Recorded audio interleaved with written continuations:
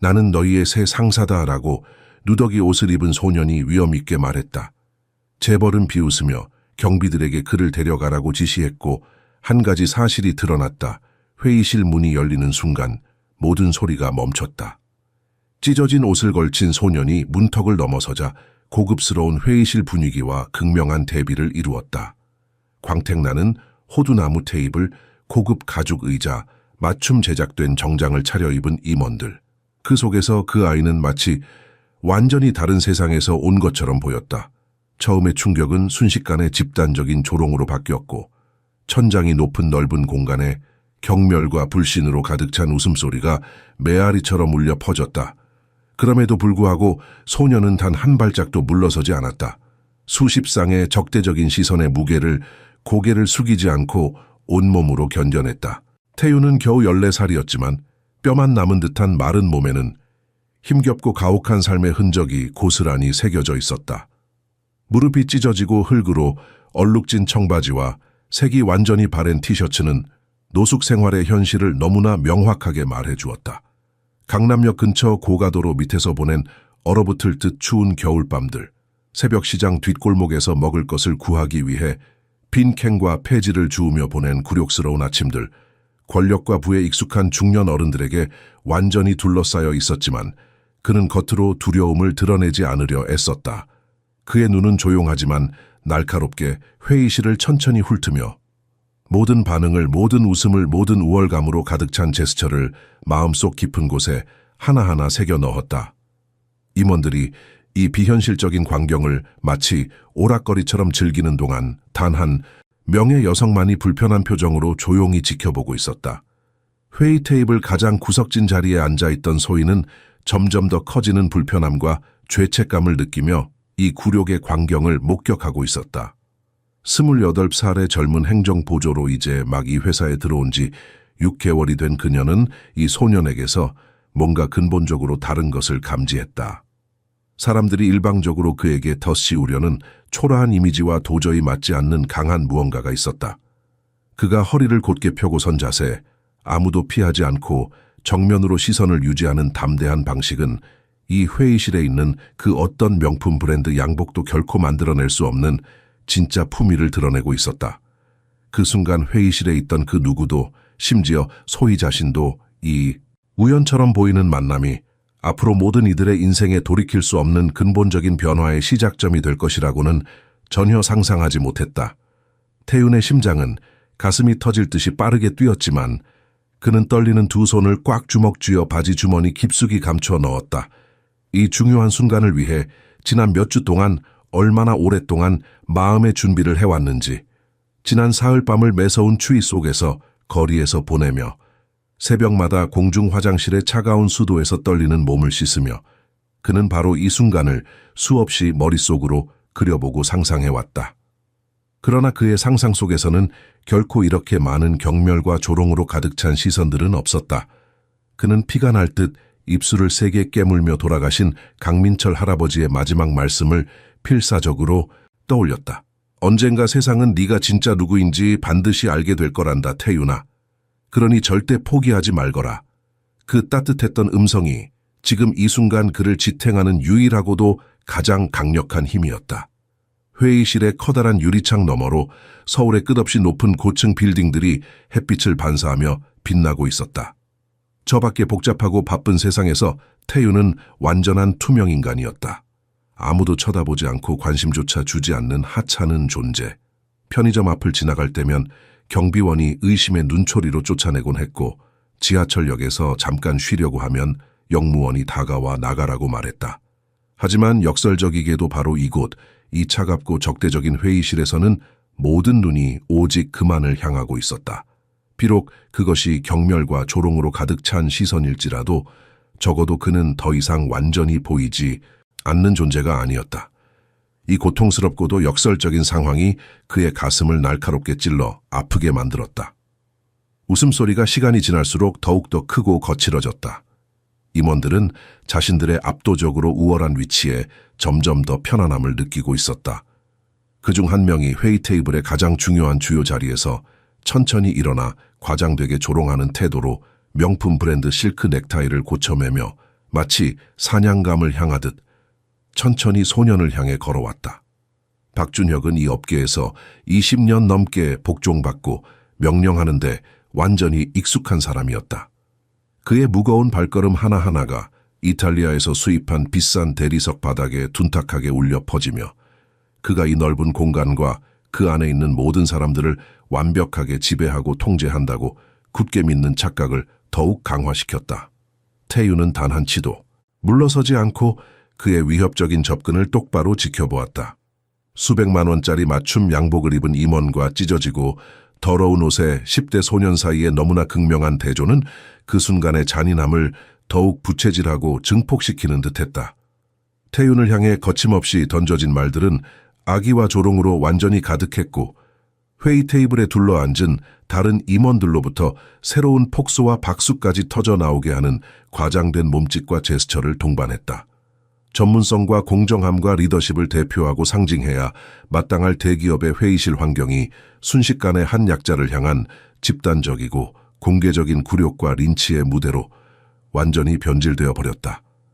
또 다른 임원이 기회를 놓치지 않고 재빠르게 공격에 가세하여 마치 먹이를 노리는 포식자처럼 태윤의 주위를 천천히 빙빙 맴돌며 걸었다.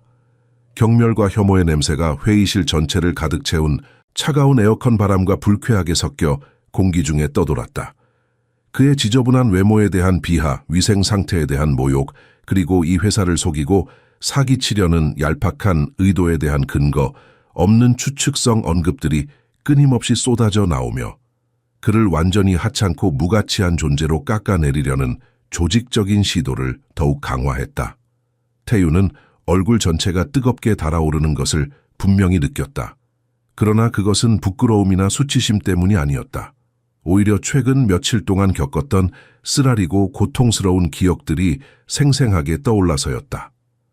얼어붙을 듯 추운 거리에서 잔 사흘밤, 아무도 없는 새벽 공원의 차디찬 공공 수도꼭지에서 떨리는 몸으로 급하게 씻던 굴욕스러운 순간들, 자신이 진짜 누구인지에 대한 감각과 자존감을 완전히 잃지 않으려고 필사적으로 투쟁하며 하루하루를 간신히 생존해온 지옥 같은 시간들, 그 압도적인 압박과 모욕에도 불구하고 태윤의 정신과 의지는 조금도 흔들리거나 무너지지 않았다.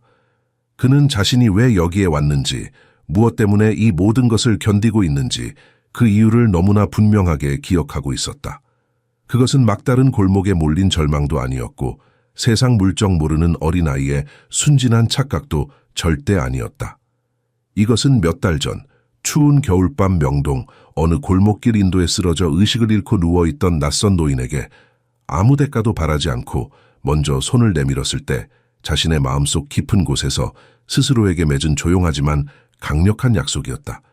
그 중요한 순간 그 추운 밤에 수많은 사람들이 그냥 지나쳐가며 완전히 무시했던 바로 그 순간이 태윤의 인생 전체를 근본적으로 바꿔놓았다. 그리고 지금 아무런 부끄러움도 양심의 가책도 없이 마음껏 웃고 있는 이 비겁한 사람들 앞에서 태윤은 자신이 절대로 물러서거나 포기할 수 없다는 것을 뼈저리게 알고 있었다. 아직은 때가 아니었다. 아직은. 그의 떨리는 손은 바지 주머니 속 깊숙한 곳에 있는 낡은 편지 봉투를 조심스럽게 만졌다. 그것은 그저 딱딱한 종이에 불과했지만 태윤에게는 마치 따뜻한 손길처럼 돌아가신 강민철 할아버지의 마지막 천이 남아있는 것처럼 느껴졌다. 그분이 병원 침대에 누워 죽음을 앞두고 마지막 힘을 다해 떨리는 손으로 한 글자 한 글자 정성스럽게 써내려간 글자들. 이 아이는 내가 평생 찾아 헤매던 바로 그 사람이다. 그 한 문장이 지금 이 순간에도 태윤의 머릿속에서 마치 북소리처럼 크게 울려 퍼졌다. 그는 눈을 감고 깊게 숨을 천천히 들이마셨다. 회의실의 공기는 에어컨 때문에 차갑고 건조했지만 그의 가슴 속 깊은 곳에서 타오르는 결심과 의지는 그 어느 때보다 뜨겁고 확고했다. 임원들이 한 소년에 대한 집단적인 굴욕을 마치 재미있는 오락처럼 즐기는 동안 소희는 자신의 뱃속 깊은 곳에서 단단한 매듭처럼 불편함이 점점 더 크고 무겁게 커지는 것을 피할 수 없이 느끼고 있었다. 임원들의 입에서 쏟아져 나오는 모든 잔인하고 악의적인 말 하나하나가 이 거대한 회사가 대외적으로 당당하게 내세우고 자랑하는 정의롭고 공정한 이미지와 점점 더 심각하게 어긋나 보였다. 그녀는 다른 사람들이 완전히 무시하거나 보려고 하지도 않는 중요한 세부 사항들을 예리하게 알아차리며 태윤이라는 소년을 매우 주의 깊게 관찰하고 있었다. 의식적으로 통제하려 애쓰는 호흡, 모든 것을 놓치지 않고 흡수하려는 날카로운 주의 깊은 눈빛, 명백한 육체적 피로와 정신적 고통에도 불구하고 결코 무너지지 않는 곧은 자세. 그녀는 그 소년에게서 침입자나 사기꾼이 아니라 아무도 들으려 하지 않고 귀 기울이지 않는 중요한 이야기를 가슴속 깊이 품고 있는 누군가를 보았다. 마침내 더 이상 참을 수 없어 개입하기 위해 용기를 내어 자리에서 일어났을 때 회의실의 전체 분위기는 이미 견딜 수 없을 만큼 긴장으로 완전히 가득 차 있었다. 그녀의 예상치 못한 행동은 모든 동료들을 깊이 놀라게 했고 그들은 마치 그녀가 절대로 용서받을 수 없는 심각한 경솔함과 배신을 저질렀다는 듯이 차갑고 적대적인 시선으로 그녀를 뚫어지게 쳐다보았다. 이 가난하고 초라한 소년을 변호하고 감싸는 것은 그들의 관점에서 볼 때 이 환경을 완벽하게 지배하는 보이지 않는 엄격한 위계 질서에 대한 도저히 받아들일 수 없는 심각한 위반이자 도전으로 여겨졌다. 그럼에도 불구하고 소희는 떨리는 목소리를 최대한 억누르며 단호함을 유지하려 애쓰면서 그 소년이 최소한 한 인간으로서 기본적인 존중을 받고 자신의 이야기를 제대로 들을 기회를 가져야 한다고만 정중하게 요청했다. 그녀의 용감한 개입에 대한 반응은 순식간에 폭발적이었다. 임원들은 이번에는 소희에게도 향하는 더욱 강력하고 공격적인 조롱을 2배로 늘렸다. 세상 물정 모르는 순진함과 상황을 전혀 파악하지 못하는 능력 부족에 대한 비웃음 섞인 언급들이 거침없이 쉽게 튀어나왔다. 그들에게 이 상황은 너무나 명백하고 분명했다. 태윤은 복잡하고 냉혹한 기업 세계의 규칙과 현실을 이해할 능력이 전혀 없는 그저 거리를 떠도는 불쌍한 거지 소년에 불과했다. 뿌리 깊은 편견과 차별은 아무런 법적 결과나 도덕적 책임도 따르지 않을 것이라는 오만한 확신에 의해 완벽하게 뒷받침되어 전혀 역과되지 않은 채 노골적으로 드러났다.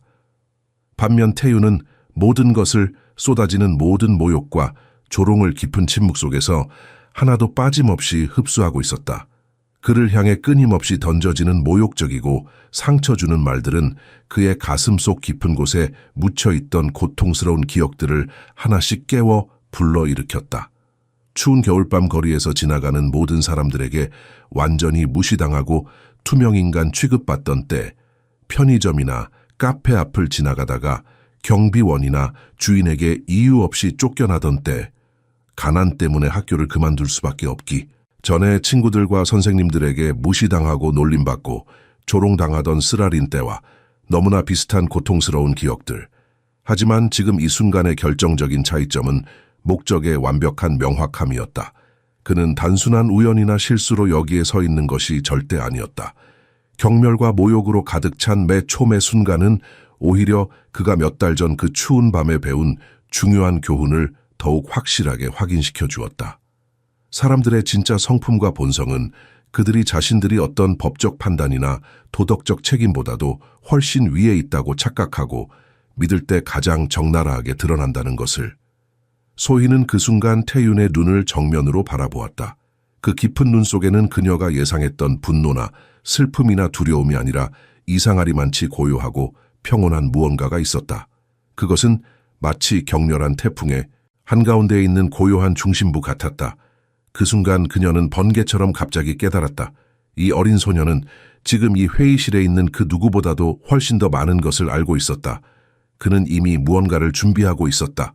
뭔가 중요한 것을. 이 직관적인 생각이 그녀의 등줄기를 타고 차가운 전율이 흐르게 만들었다. 태윤은 마침내 입을 열어 조용하지만 놀라울 정도로 또렷하게 말했다. 그의 목소리는 낮았지만 회의실 구석구석까지 분명하게 들렸다. 여러분께서는 강민철 회장님을 잘 아십니까? 이 단순하고 짧은 한 문장의 질문이 회의실 전체의 공기를 한순간에 완전히 바꿔놓았다.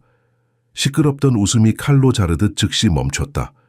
과장되고 공격적이던 몸짓과 제스처가 얼음처럼 완전히 얼어붙었다. 불과 몇 달 전 갑작스럽게 세상을 떠난 이 회사의 전설적인 창립자이자 회장의 이름, 그 존경받고 두려움의 대상이기도 했던 이름을 이 초라한 거지 소년의 입에서 듣는다는 것은 상상조차 할 수 없는 완전히 불가능한 일로 보였다. 무겁고 긴 침묵이 회의실을 지배했다. 너무나 길고 고통스러운 침묵, 그리고 바로 그 무거운 침묵 속에서 무언가가 근본적으로 변하기 시작했다. 임원들의 오만하던 얼굴에서 조롱과 경멸이 서서히 사라지고 대신 불안과 두려움이 조금씩 자리를 잡기 시작했다. 왜냐하면 그들 모두는 한 가지 중요한 사실을 너무나 잘 알고 있었기 때문이다. 강민철 회장은 살아생전 그 어떤 거짓말이나 사기도 절대로 용납하지 않는 철저한 원칙주의자였다. 그리고 그 존경받는 분의 이름을 함부로 거짓으로 언급하는 것은 이 회사에서 누구에게도 절대로 용서되지 않는 가장 심각한 죄였다. 태유는 그들이 변화하는 표정을 하나하나 조용히 지켜보았다. 박준혁의 얼굴에서 오만함이 서서히 걷히고 그 자리에 뭔가 다른 것이 들어서기 시작했다. 불안이었다. 아니, 그보다 더 깊은 무언가였다. 두려움. 왜냐하면 강민철 회장이라는 이름은 이 회사에서, 아니 이 업계 전체에서 함부로 입에 담을 수 없는 무게를 가진 이름이었기 때문이다. 침묵이 길게 이어졌다. 마치 시간이 멈춘 것처럼. 그러다 박준혁이 먼저 입을 열었다. 감히 우리 회장님의 이름을 함부로 입에 담다니. 그의 목소리는 떨리고 있었다. 분노 때문이 아니라 불안 때문에. 너 같은 거지가 어떻게 회장님을 안다는 거냐? 다른 임원들도 하나둘씩 고개를 끄덕이며 동조했지만 그들의 얼굴에는 더 이상 조롱이 없었다. 대신 계산하는 듯한 표정이 자리 잡고 있었다. 태유는 천천히 숨을 내쉬었다. 그의 마음속에서 그날 밤의 기억이 생생하게 되살아났다. 지난해 12월 추운 겨울밤이었다. 명동 뒷골목. 그는 하루 종일 빈캔을 모아 겨우 3,000원을 벌었고 편의점 앞에서 컵라면 하나를 사 먹고 있었다. 바람이 뼈를 애는 듯 차갑게 불었고 거리는 크리스마스 장식으로 화려했지만 그에게는 아무 상관없는 세상이었다. 그때였다. 골목 모퉁이를 돌아서자 누군가 쓰러져 있는 것을 보았다. 검은색 코트를 입은 노인, 얼굴이 창백했고 입술은 파래져 있었다. 수많은 사람들이 그 옆을 지나갔지만 아무도 멈추지 않았다. 술 취한 노숙자라고 생각했을 것이다. 하지만 태유는 달랐다. 그는 가까이 다가가 노인의 맥박을 확인했다. 약하지만 뛰고 있었다. 할아버지, 할아버지. 태유는 노인을 흔들었다. 반응이 없었다. 그는 주머니에서 방금 산 핸드폰을 꺼냈다. 중고로 산 오래된 모델이었지만 긴급 통화는 가능했다. 그는 119를 눌렀다. 여보세요. 명동 3길 골목에 어르신이 쓰러져 계십니다. 빨리 와주세요. 구급차가 올 때까지 태유는 노인 옆에 앉아 있었다. 자신의 얇은 외투를 벗어 노인에게 덮어주었다. 추위가 온몸을 파고들었지만 그는 견뎠다. 구급대원들이 도착했을 때 그들은 태윤에게 고마워했다. 조금만 늦었어도 큰일 날 뻔했어요. 저천증으로 심장이 멈출 수도 있었습니다. 그들은 노인을 들것에 실었고 태윤에게 함께 가자고 했다. 태윤은 고개를 저었다. 저는 괜찮습니다. 할아버지만 잘 치료해 주세요. 하지만 구급대원 한 명이 강하게 권했다. 목격자 진술이 필요합니다. 그리고 그는 태윤의 떨리는 몸을 보며 덧붙였다. 당신도 병원에서 따뜻한 차라도 한 잔 마시는 게 좋겠어요. 결국 태윤은 구급체에 올랐다. 병원에 도착해서야 그는 자신이 구한 사람이 누구인지 알게 되었다. 의사와 간호사들이 웅성거렸다. 강민철 회장님이시잖아요. 이런 곳에서 왜? 태윤은 그날 밤 병원 복도 의자에서 잤다. 아침이 되자 한 남자가 그를 찾아왔다. 회장님께서 깨어나셨습니다. 당신을 만나고 싶어 하십니다. 태윤은 중환자실로 안내되었다. 침대에 누운 노인은 산소 마스크를 쓰고 있었지만 눈은 또렷했다. 그 눈이 태윤을 보았을 때 뭔가가 통했다. 네가 나를 구해준 아이구나. 회장의 목소리는 약했지만 따뜻했다. 고맙다. 태윤은 고개를 숙였다. 당연한 일을 했을 뿐입니다. 회장은 희미하게 미소 지었다. 요즘 세상에 당연한 일을 하는 사람이 얼마나 되겠니? 내 이름은 뭐니? 태윤입니다. 이태윤. 그날부터 이상한 인연이 시작되었다. 회장은 태윤에게 매일 병원에 오라고 했다.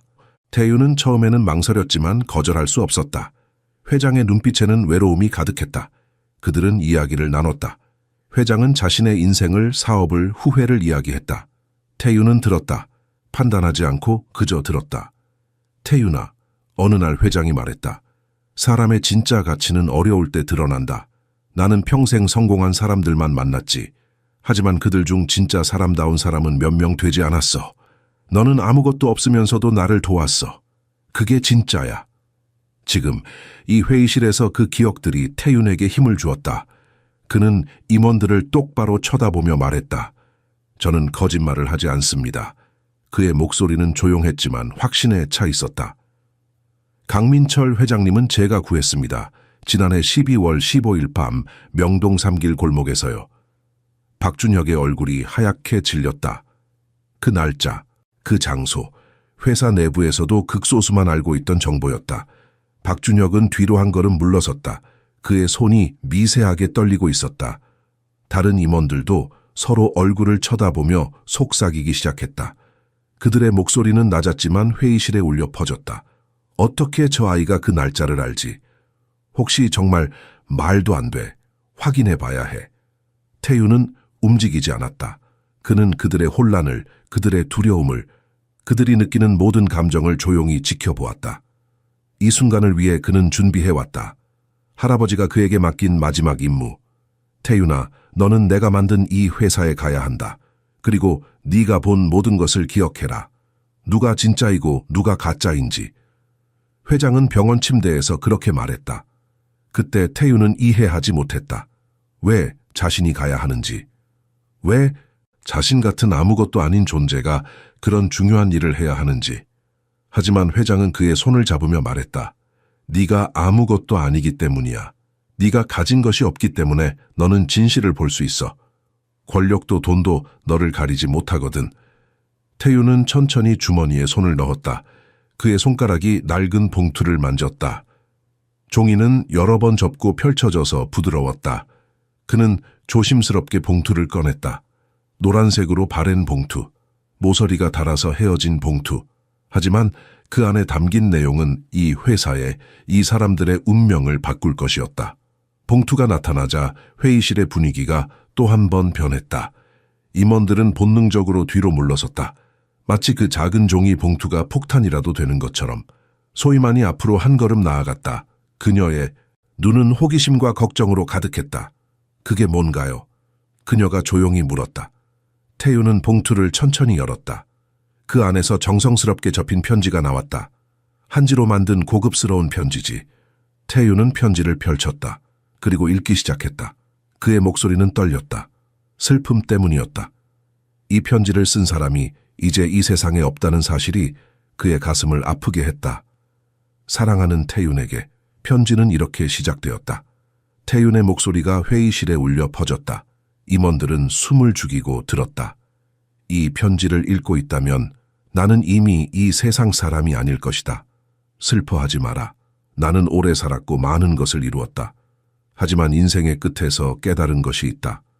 진짜 중요한 것은 내가 얼마나 많이 벌었느냐가 아니라 얼마나 많은 사람에게 선한 영향을 주었느냐는 것이다. 태유는 잠시 멈췄다. 눈물이 그의 눈에 고였지만 그는 참았다. 계속 읽어야 했다. 너는 나를 구해주었다. 그날 밤 추운 겨울거리에서 너는 아무것도 가진 것이 없었지만 나를 도왔다. 그 순간 나는 알았다. 이 아이가 내가 평생 찾던 사람이라는 것을. 순수한 마음을 가진 사람, 다른 사람의 고통을 자신의 고통으로 느끼는 사람. 편지는 계속되었다. 그래서 나는 결정했다. 너에게 내 회사를 맡기겠다고. 하지만 이것은 단순한 상속이 아니다. 이것은 시험이다. 내 회사에서 일하는 사람들을 위한 시험. 그들이 너를 어떻게 대하는지 보고 싶다. 권력도 없고 돈도 없는 너를 어떻게 대하는지. 그것이 그들의 진짜 모습을 보여줄 것이다. 회의실이 얼어붙었다. 임원들의 얼굴은 완전히 하얗게 질렸다. 그들은 이제 깨달았다. 자신들이 한 모든 행동이, 한 모든 말이 기록되고 있었다는 것을. 시험이었다. 그리고 그들은 완벽하게 실패했다. 만약 그들이 너를 존중으로 대한다면 편지는 계속되었다. 그들은 이 회사에 남을 자격이 있다. 하지만 만약 그들이 너를 무시하고 조롱한다면 그들은 떠나야 한다. 왜냐하면 그런 사람들은 진짜 리더가 아니기 때문이다. 진짜 리더는 약한 사람을 보호하고 목소리 없는 사람의 목소리가 되어준다. 태유는 마지막 부분을 읽었다. 태유나, 너는 이 일을 할 수 있다. 나는 네 안에서 그 힘을 보았다. 두려워하지 마라. 정의는 항상 이긴다. 이 편지와 함께 법적 서류가 있을 것이다. 김철수 변호사가 모든 것을 설명해 줄 것이다. 그를 믿어라. 그리고 무엇보다 너 자신을 믿어라. 영원히 너를 응원하는 강민철. 편지를 다 읽고 나자 침묵이 흘렀다. 하지만 이번에는 다른 종류의 침묵이었다. 패배의 침묵, 진실이 드러난 순간의 침묵. 소희는 눈물을 흘리고 있었다. 아름다운 이야기였다. 슬프지만 동시에 희망적인 이야기. 박준혁이 마침내 입을 열었다. 그의 목소리는 간신히 들릴 정도로 작았다. 이건 불가능해. 하지만 그의 말에는 확신이 없었다. 오히려 자기 자신을 설득하려는 듯한 절망적인 울림이 있었다. 법적으로 유효하지 않을 거야. 미성년자가 회사를 상속받는다는 것은 법적으로 완벽하게 유효합니다. 태윤이 조용히 말했다. 그는 주머니에서 또 다른 서류를 꺼냈다. 법무법인의 도장이 선명하게 찍힌 서류. 강민철 회장님께서는 모든 것을 준비하셨습니다. 법정 후견인 지정, 신탁 관리 구조, 주식 이전 절차. 모든 것이 대한민국 법률에 따라 완벽하게 처리되었습니다. 태윤은 자신의 핸드폰을 꺼내 번호를 눌렀다. 스피커폰을 켰다. 신호음이 2번 울렸다. 그리고 누군가 받았다. 여보세요, 김철수 변호사입니다. 중후한 목소리가 회의실에 울려 퍼졌다. 임원들은 그 이름을 알고 있었다. 김철수. 대한민국에서 가장 존경받는 변호사 중 한 명. 강민철 회장의 오랜 친구이자 법률 고문. 변호사님, 저 이태윤입니다. 지금 회사 본사 회의실에 있습니다.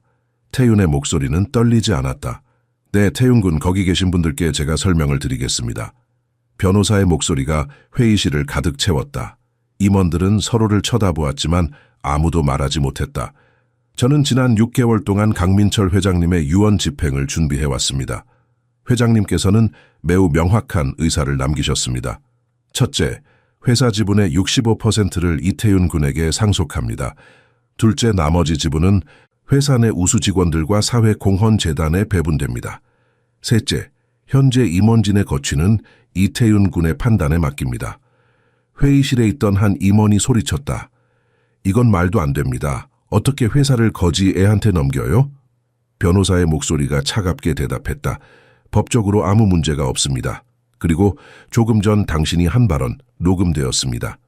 이태윤 군을 모욕하는 발언은 명예훼손으로 법적 조치가 가능합니다. 조심하시기 바랍니다. 임원은 입을 다물었다. 그의 얼굴이 붉어졌다가 하얗게 질렸다. 변호사는 계속했다. 제가 지금 차를 타고 그쪽으로 가고 있습니다. 30분 후면 도착할 것입니다. 그때 모든 법적 서류를 보여드리겠습니다. 공증된 유언장, 법원의 승인 문서, 주식 이전 등기, 서류 모두 준비되어 있습니다. 전화가 끊겼다. 회의실은 무덤처럼 조용했다. 에어컨 소리만이 유일하게 들리는 소리였다. 태윤은 천천히 회의 테이블 주위를 걸었다. 임원들은 그의 움직임을 따라 고개를 돌렸다. 마치 사자우리에 갇힌 양들처럼 소희는 자리에서 일어나 태윤에게 다가갔다. 죄송합니다. 그녀가 말했다. 제가 더 일찍 당신을 도왔어야 했어요. 제가 겁쟁이였습니다. 태윤은 고개를 저었다. 아닙니다. 당신은 유일하게 저를 인간으로 대해준 사람입니다. 그것만으로도 충분합니다. 그는 임원들을 둘러보았다. 그들의 얼굴에는 이제 오만함이 없었다. 공포, 후회, 분노가 뒤섞여 있었다. 여러분께 시간을 드리겠습니다. 태윤이 말했다. 변호사님이 오시기 전까지 생각하세요. 여러분이 오늘 한 일들을, 그리고 여러분이 앞으로 어떻게 살고 싶은지. 그는 회의실 문을 향해 걸어갔다. 소희가 따라왔다. 문을 열기 전에 태윤은 뒤를 돌아보았다. 강민철 회장님께서는 저에게 말씀하셨습니다. 권력은 사람을 시험한다고. 여러분은 그 시험에서 어떤 점수를 받았나요? 그는 문을 열고 나갔다. 소희가 뒤따랐다. 문이 닫혔다. 회의실에 남은 임원들은 움직이지 못했다. 그들의 세계가 무너지는 소리를 들을 수 있었다. 30년을 쌓아올린 권력과 지위가 한순간에 무의미해지는 순간이었다. 박준혁은 의자에 주저앉았다. 그의 손이 떨렸다. 그는 자신이 한 말들을, 자신이 한 행동들을 떠올렸다. 그 소년을 거지라고 불렀다. 그 소년을 조롱했다. 그 소년에게 썩은 음식이나 먹으라고 말했다. 모든 것이 기록되었다. 모든 것이. 다른 임원들도 같은 생각을 하고 있었다. 그들은 서로를 쳐다보았다. 누군가 울기 시작했다. 중년의 남자가 회의 테이블에 얼굴을 묻고 흐느꼈다. 내가 뭘 한 거야? 내가 도대체 뭘 한 거야? 회의실 밖, 복도에서 태윤과 소희는 걸어갔다. 태윤의 다리가 떨렸다. 이제야 긴장이 풀리는 것 같았다. 소희가 그의 팔을 붙잡았다. 괜찮아요? 태윤은 고개를 끄덕였다. 네, 이제 시작일 뿐입니다. 창밖으로 서울의 스카이라인이 보였다. 햇빛이 유리 건물들을 반사했다. 아름다운 도시, 하지만 얼마나 많은 불의가 저 빛나는 건물들 안에 숨어 있을까? 태윤은 생각했다. 오늘 하나가 바뀌었다. 작은 변화지만 의미 있는 변화. 그리고 이것은 시작일 뿐이었다. 김철수 변호사가 도착했을 때 회의실의 분위기는 장례식장 같았다. 그는 검은색 서류 가방을 테이블 위에 놓고 하나씩 서류를 꺼냈다. 공증된 유언장, 법원의 승인 문서, 주식 이전 증서, 모든 것이 완벽하게 준비되어 있었다. 임원들은 서류를 보았지만 아무도 이의를 제기하지 못했다. 모든 것이 합법적이었다. 모든 것이 진짜였다. 변호사는 차분하게 설명했다. 강민철 회장님께서는 이 회사를 만드실 때의 초심을 잃지 않기를 원하셨습니다. 사람을 존중하고 정직하게 일하고 사회에 기여하는 기업. 하지만 시간이 지나면서 그 가치들이 사라졌다고 판단하셨습니다. 그래서 이 시험을 만드신 겁니다. 태윤은 조용히 듣고 있었다. 변호사가 계속했다. 이제부터 이 회사의 최대 주주는 이태윤 군입니다. 법적 후견인은 제가 맡을 것이고 실질적인 경영 결정은 태윤 군의 의견을 최우선으로 고려할 것입니다. 임원 여러분의 거취는 앞으로 일주일 내에 결정될 것입니다. 일주일. 그들에게 주어진 시간은 일주일이었다. 박준혁이 일어섰다. 저는 사과하고 싶습니다. 그의 목소리는 떨렸다. 하지만 태윤은 그의 눈을 보았다. 진심이 아니었다. 그것은 자리를 지키기 위한 계산된 사과였다. 태윤은 아무 말도 하지 않았다. 그저 고개만 끄덕였다. 다음 며칠 동안 태윤은 회사의 모든 부서를 돌아다녔다. 청소부 아주머니들과 이야기를 나눴다. 경비 아저씨들에게 인사했다. 일반 직원들의 이야기를 들었다. 그는 그들이 무엇을 필요로 하는지, 무엇을 원하는지, 무엇이 힘든지 물었다. 그리고 놀라운 사실을 발견했다. 많은 직원들이 박준혁과 다른 임원들의 횡포로 고통받고 있었다. 야근을 강요당했다. 부당한 대우를 받았다. 하지만 아무도 말하지 못했다. 왜냐하면 그들은 힘이 없었기 때문이다. 태윤은 이 모든 이야기를 들었다. 그리고 기록했다. 일주일 후 태윤은 다시 회의실로 임원들을 불렀다. 이번에는 분위기가 완전히 달랐다. 태윤이 회의 테이블 끝에 앉았다. 회장의 자리, 소희가 그의 옆에 앉았다. 김철수 변호사도 참석했다. 여러분께 결정을 알려드리겠습니다. 태윤의 목소리는 차갑지도 따뜻하지도 않았다. 그저 명확했다. 박준혁, 전무님, 당신은 해고됩니다. 지난 5년간 15명의 직원을 부당하게 해고했고 사내 성희롱 사건을 묵인했으며 회사 자금을 개인적으로 유용했습니다. 법적 조치를 취할 수도 있지만 강민철 회장님의 뜻을 존중하여 조용히 떠나실 기회를 드립니다. 박준혁의 얼굴이 새하얗게 질렸다.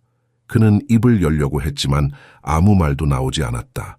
태윤은 다음 사람을 보았다. 이승호 이사님, 당신도 해고입니다. 협력업체에 뇌물을 요구했고 하청업체 직원들을 착취했습니다. 한 명씩 태윤은 그들의 잘못을 나열했다. 그리고 결정을 내렸다. 10명의 임원 중 8명이 해고되었다. 남은 2명은 젊은 임원들이었다. 그들은 잘못은 있었지만 배울 의지가 있어 보였다. 태윤은 그들에게 기회를 주기로 했다. 하지만 한 가지 조건이 있습니다. 태윤이 말했다. 앞으로 여러분은 매달 하루씩 회사의 가장 낮은 직급의 일을 해야 합니다.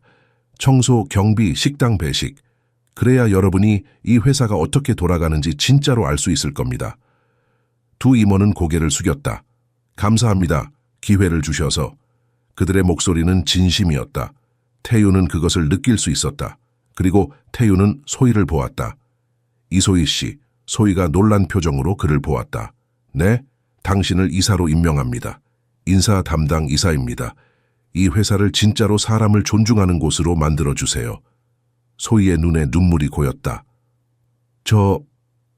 저는 당신은 할 수 있습니다. 태윤이 말했다. 당신은 이미 증명했습니다. 당신은 옳은 일을 할 용기가 있습니다. 회의가 끝났다. 해고된 임원들은 조용히 나갔다. 그들의 뒷모습은 처량했다. 하지만 태윤은 동정하지 않았다. 그들은 자신들의 선택의 결과를 받는 것뿐이었다. 남은 사람들과 태윤은 새로운 계획을 논의했다. 직원 복지 개선, 공정한 평가 시스템, 투명한 경영. 많은 것이 바뀔 것이었다. 시간이 걸리겠지만 가능했다. 태윤은 그것을 믿었다. 그날 밤 태윤은 회사 옥상에 올라갔다. 서울의 야경이 펼쳐져 있었다. 수백만 개의 불빛, 각각의 불빛 아래에는 사람들이 살고 있었다. 일하고 사랑하고 고통받고 희망하는 사람들. 태윤은 생각했다. 자신이 이 모든 것을 바꿀 수 있을까? 아니, 혼자서는 불가능하다. 하지만 함께라면 가능할지도 모른다. 석 주가 지났다. 회사는 완전히 다른 곳이 되어 있었다. 아침에 출근하는 직원들의 얼굴이 달랐다. 전에는 무거운 발걸음으로 건물에 들어왔다. 하지만 이제는 달랐다. 그들은 서로 인사를 나눴다. 미소를 지었다. 작은 변화들이었지만 의미가 컸다. 태윤은 매일 아침 7시에 회사에 왔다. 그는 경비실에 들러 경비 아저씨들과 커피를 마셨다. 오늘 밤에 문제 없으셨어요? 그가 물었다. 경비 아저씨들은 처음에는 놀랐다. 회장이 자신들에게 관심을 가진다는 것이 믿기지 않았다. 하지만 이제는 익숙해졌다. 네, 평온했습니다. 고맙습니다, 회장님. 회장님이라고 부르지 마세요. 태윤이 웃으며 말했다. 저는 그냥 태윤이에요. 우리는 함께 일하는 사람들이잖아요. 경비 아저씨들은 당황했다. 하지만 그들의 눈에는 존경심이 가득했다. 이 어린 회장은 진짜였다. 가식이 없었다. 소희는 인사 담당 이사로서 많은 일을 했다. 그녀는 모든 직원과 1:1 면담을 했다. 무엇이 필요하세요? 무엇이 힘드세요? 그녀는 진심으로 물었다. 처음에 직원들은 의심했다. 또 다른 쇼가 아닐까? 하지만 소희는 달랐다. 그녀는 정말로 들었다. 그리고 행동했다. 육아 중인 직원을 위한 탄력 근무제가 도입되었다. 야근 수당이 정확하게 지급되기 시작했다. 회사 식당의 음식질이 개선되었다. 작은 것들이었다. 하지만 이런 작은 것들이 사람들의 삶을 바꿨다. 한 직원이 태윤을 찾아왔다. 30대 후반의 여성이었다. 그녀는 회계팀에서 일했다. 회장님, 제가 말씀드릴 것이 있습니다. 그녀는 떨리는 목소리로 말했다. 전 임원들이 회계를 조작했습니다. 저는 알고 있었지만 말할 수 없었어요. 태윤은 그녀의 손을 잡았다. 지금 말해주셔서 감사합니다. 당신은 용기 있는 분입니다. 그녀는 울기 시작했다. 저는 겁쟁이에요. 진작 말했어야 했는데. 아닙니다. 태윤이 말했다. 시스템이 당신을 침묵하게 만들었습니다. 이제는 다릅니다. 이제는 진실을 말할 수 있습니다. 그 정보를 바탕으로 태윤과 김철수 변호사는 조사를 시작했다. 그리고 놀라운 사실들을 발견했다. 전 임원들은 수억 원을 횡령했다. 협력업체로부터 뇌물을 받았다. 모든 증거가 명확했다. 태윤은 검찰에 고발했다. 더 이상 묵인할 수 없었다. 한편 태윤은 공부를 시작했다. 그는 회사를 운영하는 방법을 배워야 했다. 김철수 변호사가 교사가 되어주었다. 경영학, 회계학, 법률. 태윤은 하루에 5시간씩 공부했다. 힘들었다. 학교를 일찍 그만둔 그에게 공부는 어려웠다. 하지만 그는 포기하지 않았다. 소희도 그를 도왔다. 그녀는 태윤에게 회사의 역사를, 업계의 관습을, 사람들을 다루는 방법을 가르쳐 주었다. 태윤 씨, 당신은 똑똑합니다. 학교를 안 다닌 것과 똑똑한 것은 다릅니다. 당신은 거리에서 살아남았어요. 그것은 어떤 학교보다 어려운 교육입니다. 직원들 사이에서 태윤에 대한 이야기가 퍼졌다. 처음에는 의심이 많았다. 14살짜리 애가 회사를 운영한다고? 곧 망할 거야. 하지만 시간이 지나면서 생각이 바뀌었다. 태윤은 진심이었다. 그는 정말로 이 회사를, 이 사람들을 위했다. 어느 날 청소부 아주머니 한 분이 태윤에게 다가왔다. 회장님, 그녀는 손에 뭔가를 들고 있었다. 김밥이었다. 제가 직접 만들었어요. 드세요. 태윤은 감동했다. 그는 김밥을 받아 한 입 베어 물었다. 정말 맛있어요. 감사합니다. 아닙니다. 아주머니가 말했다. 감사한 건 저예요. 제 아들이 이 회사에서 일합니다. 전에는 매일 힘들어했어요. 야근에 부당한 대우에. 하지만 이제는 달라요. 집에 와서 웃어요. 그게 다 회장님 덕분입니다. 태윤은 할 말을 잃었다. 그는 단지 옳은 일을 하려고 했을 뿐이었다. 하지만 그 옳은 일이 이렇게 많은 사람들의 삶을 바꿀 수 있다는 것을 그는 미처 몰랐다. 그날 밤 태윤은 강민철 회장의 사진 앞에 섰다. 회장실에 걸린 큰 사진, 회장의 눈은 여전히 따뜻했다. 할아버지, 태윤이 속삭였다. 저는 잘하고 있나요? 대답은 없었다. 하지만 태윤은 느낄 수 있었다. 할아버지가 자랑스러워하고 있다는 것을. 그는 미소 지었다. 계속하겠습니다. 끝까지. 회사는 변하고 있었다. 천천히, 하지만 확실하게. 그리고 이 변화는 이제 멈출 수 없었다. 6개월이 흘렀다. 회사의 매출은 오히려 증가했다. 사람들은 놀랐다. 어떻게 가능하지? 하지만 태윤과 소희는 알고 있었다. 행복한 직원들이 더 생산적이라는 것을, 존중받는 사람들이 더 열심히 일한다는 것을. 태윤은 여전히 겸손했다. 그는 비싼 옷을 입지 않았다. 고급 차를 타지 않았다. 대신 지하철을 탔다. 버스를 탔다. 사람들은 그를 알아보기 시작했다. 저 소년 아냐? 뉴스에 나온. 응, 맞아. 거지에서 회장이 된. 어느 날 태윤은 옛날 자신이 살던 곳을 찾아갔다. 강남역 근처 고가도로 밑. 아직도 노숙자들이 거기 있었다. 태윤은 그들에게 다가갔다. 안녕하세요? 노숙자들은 그를 쳐다보았다. 한 명이 알아봤다. 너 태윤이 아니냐? 예전에 여기서 살던. 네, 맞습니다. 태윤은 앉았다. 그는 가방에서 김밥과 따뜻한 음료를 꺼냈다. 나눠 드시죠. 그들은 감동했다. 너는 성공했잖아. 왜 우리한테 왔어? 태윤은 미소 지었다. 여러분은 저의 과거입니다. 제가 어디서 왔는지 잊지 않으려고 왔습니다. 그는 그들과 이야기를 나눴다. 그들의 이야기를 들었다. 각자의 아픔을, 각자의 꿈을, 그리고 약속했다. 제가 도울 수 있는 일을 찾겠습니다. 여러분이 다시 일어설 수 있도록. 그것은 빈말이 아니었다. 태윤은 정말로 그렇게 할 것이었다. 회사로 돌아온 태윤은 소희에게 말했다. 우리 회사에서 노숙자 재활 프로그램을 시작합시다. 소희는 놀랐다. 그게 가능할까요? 가능하게 만들어야죠. 태윤이 답했다. 우리는 돈이 있습니다. 자원이 있습니다. 그리고 가장 중요한 것, 의지가 있습니다. 프로그램이 시작되었다. 회사는 노숙자들에게 일자리를 제공했다. 처음에는 간단한 일부터 청소, 정리, 배송, 그리고 직업 훈련을 제공했다. 많은 사람들이 회의적이었다. 노숙자들이 제대로 일할 수 있겠어? 하지만 태윤은 믿었다. 그리고 그의 믿음은 옳았다. 프로그램에 참여한 노숙자 중 한 명인 김영수 씨는 50대 남자였다. 그는 10년 전에 사업에 실패해서 모든 것을 잃었다. 가족도, 집도, 자존심도. 하지만 이제 그는 다시 일하고 있었다. 회사, 창고에서. 저는 꿈도 못 꿨습니다. 다시 일할 수 있다는 것을. 그는 눈물을 흘렸다. 감사합니다. 제게 기회를 주셔서. 태윤의 이야기는 언론에 퍼지기 시작했다. 처음에는 작은 기사였다. 지역신문의 한 페이지. 하지만 곧 전국적인 뉴스가 되었다. 텔레비전 프로그램에서 태윤을 인터뷰하고 싶어 했다. 태윤은 거절하려고 했다. 그는 유명해지고 싶지 않았다. 하지만 소희가 설득했다. 태윤 씨, 당신의 이야기는 많은 사람들에게 희망을 줄 수 있어요. 당신만의 것이 아닙니다. 결국 태윤은 인터뷰에 응했다. 스튜디오는 화려했다. 조명이 밝았다. 진행자는 유명한 사람이었다. 하지만 태윤은 긴장하지 않았다. 그는 단지 진실을 말하면 되었다. 태윤 씨, 어떻게 이 모든 일이 가능했나요?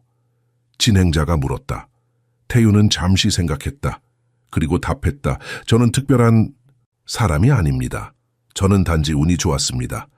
강민철 회장님을 만났고 그분이 저를 믿어주셨습니다. 하지만 가장 중요한 것은 저는 사람들이 선하다는 것을 믿습니다. 기회만 주면 사람들은 변할 수 있습니다. 하지만 당신을 괴롭혔던 사람들은요? 그들을 용서할 수 있었나요? 진행자가 물었다. 태윤은 고개를 끄덕였다. 용서는 어려웠습니다. 하지만 저는 배웠습니다. 복수는 아무것도 해결하지 못한다는 것을, 변화만이 진짜 답입니다. 그래서 저는 그들을 벌하는 대신 시스템을 바꿨습니다. 방송이 나간 후 태윤의 핸드폰은 쉬지 않고 울렸다. 전국에서 메시지가 왔다. 당신은 영웅입니다. 당신 덕분에 희망을 얻었습니다. 저도 당신처럼 되고 싶습니다. 태윤은 당황했다. 그는 영웅이 아니었다. 그는 단지 옳은 일을 하려고 한 것뿐이었다. 하지만 소희가 말했다. 태윤 씨, 당신이 원하든 원하지 않든 당신은 이제 상징이 되었어요. 많은 사람들에게 희망의 상징. 그것은 책임입니다. 무거운 책임. 하지만 당신은 해낼 수 있어요. 태윤은 창밖을 보았다. 해가 지고 있었다. 서울의 하늘이 주황색으로 물들었다. 아름다웠다. 그는 생각했다. 자신의 인생이 이렇게 될 줄 누가 알았을까?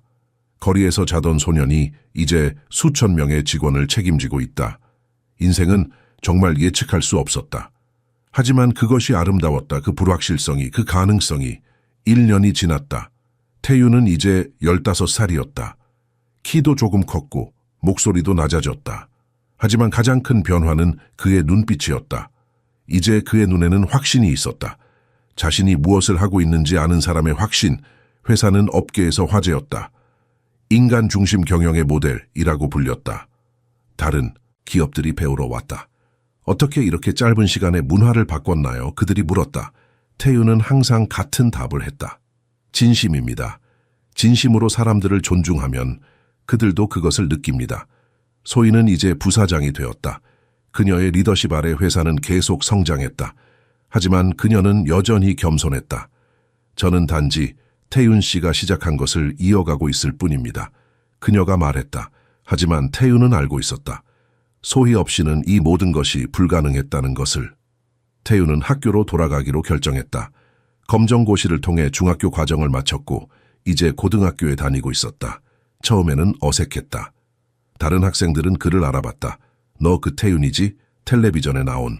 하지만 태윤은 평범한 학생처럼 행동하려고 노력했다. 수업을 듣고 숙제를 하고 친구들과 점심을 먹었다. 한 친구가 물었다. 회장인데 왜 학교에 와? 공부할 필요 없잖아. 태윤은 웃었다. 아니요, 저는 배워야 할 것이 너무 많아요. 회사를 운영하는 것과 인생을 사는 것은 다릅니다. 저는 둘 다 배우고 싶어요. 회사에서는 새로운 프로젝트가 시작되었다. 장학금 프로그램, 가난한 학생들을 위한. 태윤이 직접 기획했다. 돈이 없어서 꿈을 포기하는 학생이 없었으면 좋겠습니다. 그가 말했다. 첫 해에 100명의 학생들이 장학금을 받았다. 그들 중 많은 학생들이 태윤에게 감사 편지를 보냈다. 한 편지가 특히 태윤의 마음을 울렸다.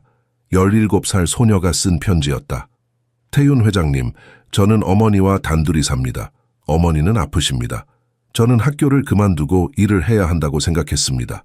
하지만 장학금 덕분에 계속 공부할 수 있게 되었습니다.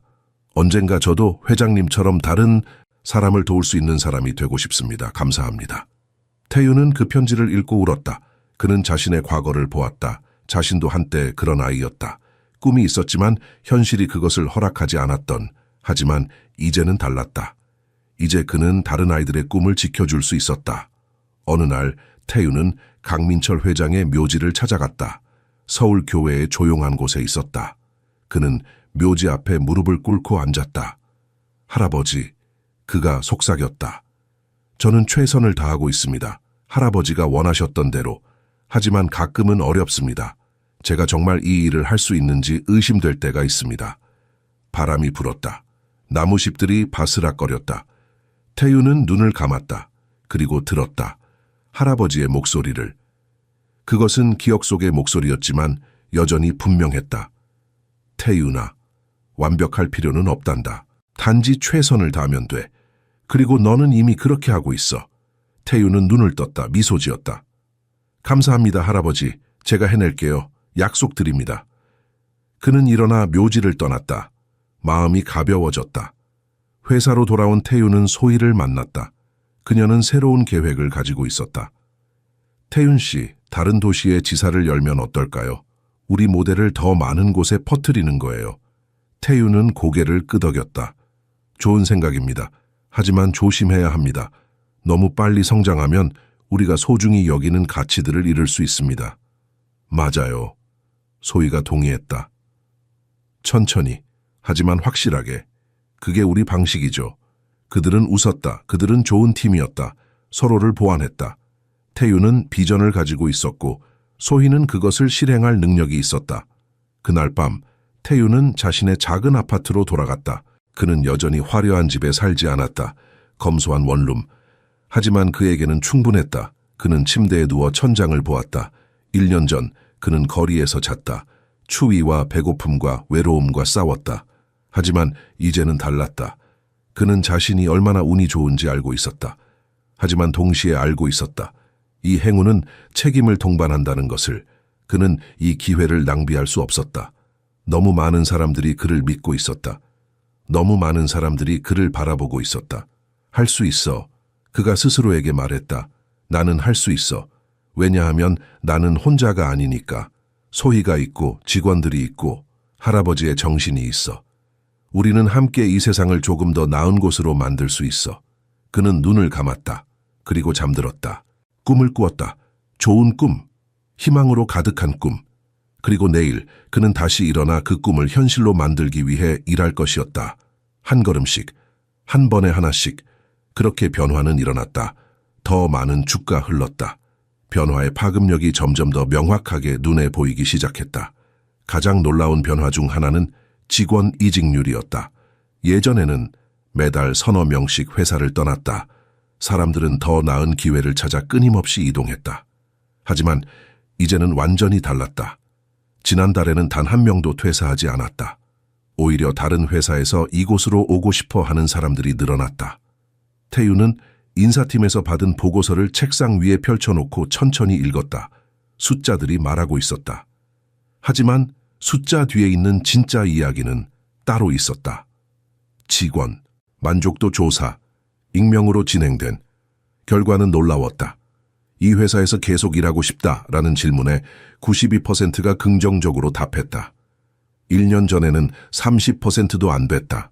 소희는 이제 매주 전체 직원 회의를 열었다. 누구나 참여할 수 있는 열린 회의. 처음에는 아무도 말하지 않았다. 오랫동안 침묵을 강요당한 사람들이었다. 하지만 소희는 포기하지 않았다. 매주 같은 시간, 같은 장소에서 회의를 열었다. 여러분의 목소리가 중요합니다. 여러분의 의견이 이 회사를 만듭니다. 그리고 변화가 일어났다. 한 젊은 직원이 용기를 내어 손을 들었다. 저 말씀드려도 될까요? 소희는 환하게 웃으며 고개를 끄덕였다. 물론이죠. 말씀해 주세요. 그 직원은 떨리는 목소리로 제안했다. 사내 도서관을 만드는 것은 어떨까? 직원들이 쉬는 시간에 책을 읽을 수 있도록. 소희는 메모했다. 훌륭한 아이디어입니다. 검토해 보겠습니다. 2주 후 사내 도서관이 열렸다. 작은 공간이었지만 따뜻했다. 편안한 의자와 좋은 조명, 그리고 다양한 책들. 그 젊은 직원은 울었다. 제 의견이 정말 반영될 줄은 몰랐어요. 이 소식은 빠르게 퍼졌다. 다른 직원들도 용기를 얻었다. 다음 회의에는 더 많은 손이 올라갔다. 한편 태윤은 자신의 부족함을 채우기 위해 노력하고 있었다. 그는 매일 새벽 5시에 일어나 2시간 동안 공부했다. 경영학 책, 리더십 이론, 경제학 기초, 어려웠다. 많은 용어들이 생소했다. 하지만 그는 끈기 있게 계속했다. 김철수 변호사가 추천해준 대학 교수도 만났다. 일주일에 한 번씩 개인 과외를 받았다. 교수는 처음에 의아해했다. 15살에 이런 것을 배우다니. 하지만 곧 감탄했다. 당신은 천재가 아니에요. 하지만 당신에게는 더 중요한 것이 있어요. 배우려는 열정과 겸손함이요. 태유는 이 말을 가슴에 새겼다. 그는 모든 것을 알 수 없다는 것을 인정했다. 그리고 그것이 그를 더 강하게 만들었다. 회의 중에 누군가 복잡한 재무 용어를 사용하면 태유는 솔직하게 말했다. 죄송하지만 그 용어를 잘 모르겠습니다. 설명해 주실 수 있나요? 처음에는 놀라는 사람들도 있었다. 회장이 모르는 것을 인정한다니. 하지만 곧 존경으로 바뀌었다. 진짜 리더는 모든 것을 아는 척하는 사람이 아니라 배우려고 노력하는 사람이라는 것을. 태윤의 개인적인 삶도 안정을 찾아가고 있었다. 그는 오랫동안 떨어져 지낸 형을 찾았다. 형은 부산에서 작은 식당을 운영하고 있었다. 10년 만에 재회였다. 형제는 껴안고 울었다. 태윤아, 네가 이렇게 컸구나. 형의 목소리는 떨렸다. 형 미안해요. 진작 찾아뵙지 못해서. 형은 고개를 저었다. 아니다. 네가 살아있다는 것만으로도 감사하다. 그날 밤 그들은 오랫동안 이야기를 나눴다. 지난 10년의 고통과 외로움과 생존, 그리고 이제 찾아온 희망. 태윤은 형에게 재정적 도움을 제안했다. 하지만 형은 거절했다. 나는 네가 성공한 게 자랑스럽다. 하지만 나는 내 힘으로 살고 싶다. 대신 자주 연락하자. 그것만으로도 충분해. 태윤은 이해했다. 존엄성은 돈으로 살 수 없다는 것을. 그는 형의 선택을 존중했다. 하지만 약속했다. 정기적으로 만나기로. 가족은 다시 연결되었다. 그리고 이 연결은 태윤에게 새로운 힘을 주었다. 회사 밖에서도 변화가 감지되기 시작했다. 고객들이 다르게 느끼기 시작했다. 고객 서비스 센터에 전화하면 이제는 진짜로 도움을 받을 수 있었다. 직원들은 더 이상 무서워하지 않았다. 실수해도 괜찮다는 것을 알았기에. 협력 업체들도 변화를 느꼈다. 이제는 공정한 계약이 이루어졌다. 착취가 아닌 협력, 뇌물이 아닌 투명성. 어느 날 한 협력업체 대표가 태윤을 찾아왔다. 60대 남자였다. 회장님, 감사합니다. 그가 말했다. 30년 동안 이 업계에서 일했습니다. 처음으로 존중받는 기분입니다. 태윤은 그의 손을 잡았다. 아닙니다. 당연한 대우를 받으시는 겁니다. 태윤은 알고 있었다. 진짜 성공은 지금 당장의 박수가 아니라는 것을. 진짜 성공은 시간이 지나도 변하지 않는 것. 그는 매일 스스로에게 물었다. 오늘도 올바른 일을 했는가? 그리고 그 질문이 그를 올바른 길로 인도했다. 몇 달이 더 흘렀다. 회사는 이제 완전히 다른 논리로 작동하고 있었다. 가장 큰 변화 중 하나는 내부 교육 프로그램이었다. 소희가 주도한 이 프로그램은 모든 직원에게 열려 있었다. 청소부 아주머니도, 경비 아저씨도, 신입 사원도 참여할 수 있었다. 외국어 수업, 컴퓨터 교육, 리더십 훈련. 회사가 비용을 전액 부담했다. 처음에는 믿기 어려워하는 사람들이 많았다. 정말 무료인가요? 숨겨진 조건이 있는 거 아닌가요? 하지만 진짜였다. 아무런 조건도 없었다. 태윤의 생각은 단순했다. 직원들이 성장하면 회사도 성장합니다. 이것은 투자입니다. 50대 경비원 박철수 씨는 영어 수업에 등록했다. 그는 평생 영어를 배우고 싶었지만 기회가 없었다. 이 나이에 무슨 영어냐고요? 그의 아내가 걱정했다. 하지만 박철수 씨는 포기하지 않았다. 매주 화요일과 목요일 저녁 그는 교실에 앉아 알파벳부터 다시 배웠다. 어려웠다. 발음도 잘 안 됐다. 하지만 선생님은 인내심을 가지고 가르쳤다. 6개월 후 박철수 씨는 간단한 영어 대화를 할 수 있게 되었다. 어느 날 외국인 손님이 건물에 왔다. 길을 잃고 헤매고 있었다. 박철수 씨는 떨리는 영어로 말했다. Can I help you? 손님은 놀라며 웃었다. 그리고 박철수 씨는 그 손님을 목적지까지 안내했다. 그날 밤 그는 아내에게 자랑스럽게 말했다. 여보, 내가 오늘 영어로 대화했어요. 하지만 모든 것이 완벽하지는 않았다. 변화는 항상 저항을 동반했다. 일부 중간 관리자들은 새로운 방식에 적응하지 못했다. 그들은 오랫동안 권위주의적인 방식으로 일해왔다. 직원들이 너무 편해지면 일을 게을리할 겁니다. 한 팀장이 회의에서 말했다. 태윤은 차분하게 답했다. 편안함과 게으름은 다릅니다. 사람들은 존중받을 때 더 열심히 일합니다. 두려움으로는 장기적인 성과를 낼 수 없습니다. 하지만 그 팀장은 계속 저항했다. 그는 자신의 팀원들에게 여전히 엄격했다. 야근을 강요했고 실수를 용납하지 않았다. 결국 그의 팀에서 익명의 제보가 들어왔다. 소희가 조사를 시작했다. 여러 직원들과 개별 면담을 진행했다. 사실이 드러났다. 그 팀장은 변하지 않았다.